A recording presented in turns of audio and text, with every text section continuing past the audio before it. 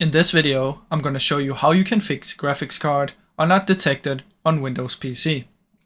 The first step you want to come is to search for System Configuration, choose Normal Startup, press OK, and in here it's going to ask you if you want to exit without or with restarting. You want to make sure that you press Restart and your PC restarts. Once you've done that and it's back up, you want to come here and search for Device Manager. Then what you want to do is you want to come to Action, and you want to select here your PC and then press Action and press Scan for hardware changes. Once you've done that, your GPU should pop up in here. Now, if you don't do this, if you don't scan for it, you might be missing this one. But once this is here, you just want to right click and update the driver. After that, you want to Google your name of your GPU and type in software.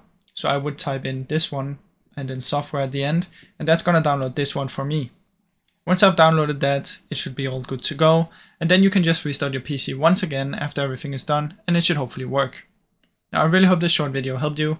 If it did, please leave a like and subscribe, as it helps me out a ton.